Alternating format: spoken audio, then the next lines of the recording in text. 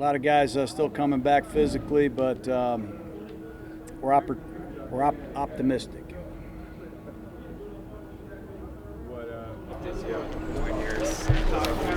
Dwayne Harris, he has an ankle sprain, and he did not practice today. He's questionable for the game, so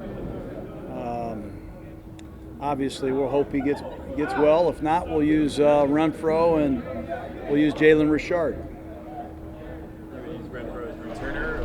Possibly. How's Trent Brown? Sore. He didn't practice today, but he's a tough guy. Hopefully he's ready to go. We sure need him. That would be Brandon Parker? Yes. I believe so. Brandon or David Sharp. We'll have to wrestle through that. How's Tyrell Williams doing today? Yeah, he was limited today with his hip.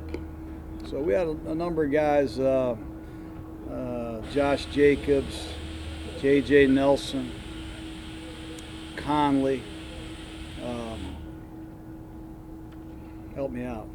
Montez Burfict. We had a number of players limited today, but hopefully they start coming around later in the week. What have you learned from the Vikings just watching them on film for the first 2 weeks of the season? Well, I'm amazed at the continuity that they have on defense, honestly. It's kind of like a 1980 or 1975 team. They've been together, playing together at every level in the same system, which is uncommon. So they don't make mistakes. They don't screw around on defense. They're really good, man, really good. And it's amazing that they've had that kind of continuity. I don't know how they've done that. But they're a challenge. Offensively, they've got a great back. We've got to handle him. He's making big runs, man. A very creative Gary Kubiak style of running. And two young, talented receivers. And I know Cousins. Cousins is tough to deal with. When he gets hot, he's one of the best. So we got a lot of work to do. Brother, give you any tips on Kirk? No. I don't talk to my brother anymore. We got our hands full, both of us. They're pretty persistent about the way they're going about their running game, too. Is this pretty much a lot of different challenge than you just faced? Yeah, I mean, it's a different kind of challenge. We all know that deep down, Cousins he's paid to throw the ball, and he's capable of ripping it. And I've seen him throw for over 4,000 yards, and I've seen Thielen crush people. And Stephon Diggs doesn't mess around either, so we got to deal with it all. We just can't commit everybody to stop the run and give Cousins a lot of good one-on-one looks on the outside. So we got to mix it up. We got to win on first down. That's the name of the game. John, Apologies if this has been asked recently, but first of 7 weeks away from Oakland, just as a coach, how do you sort of psychologically wrap your brain around that? Because it's pretty uncommon to be away from home for that long. I'm still trying to understand how that happened, but we're going to have to deal with it. We just got to showcase our mental toughness and deal with it. It's uncommon, maybe unprecedented, maybe unrealistic that this should ever happen in pro football. I'm not excited about it, but we'll adapt and do it the best we can. I know all the guys are tough. What did Williams and Jacobs show you last week as far as the grit and getting back in the game? Yeah, it was big. Obviously, does that irritate you every day, that noise? What is that? The guys cleaning off the cleats. It's tough. It's tough on all of us. It's tough to call plays when you're calling a play for a guy and he's not there.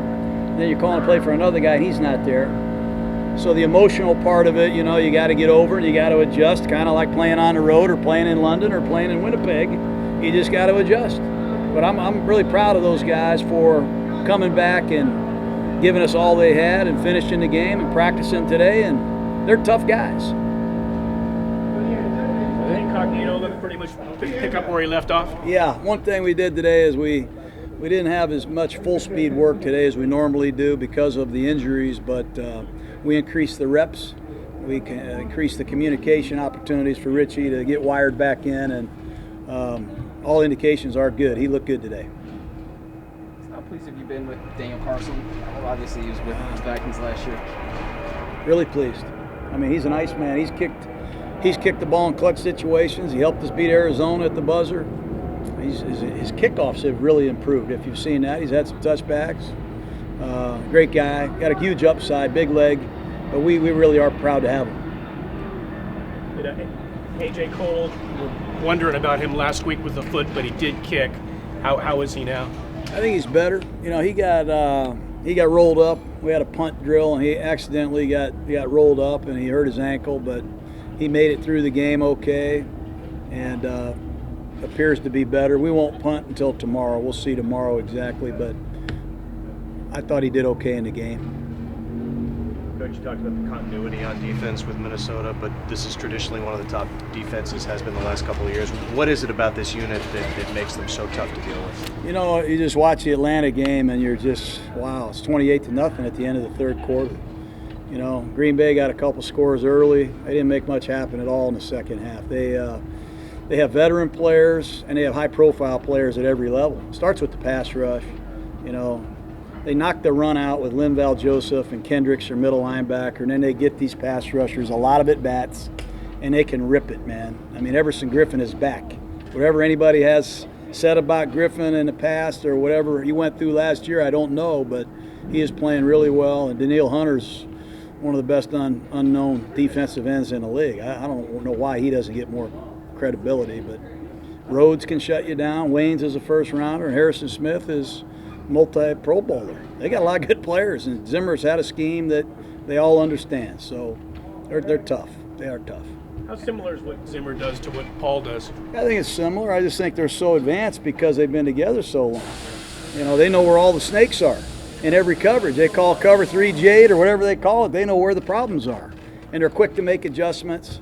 And every week they can give you something, a twist or two that you haven't seen, you can't prepare for. And don't forget the noise either. I mean, it is really loud in there. I can't wait to hear that horn, that Viking horn. I love that thing.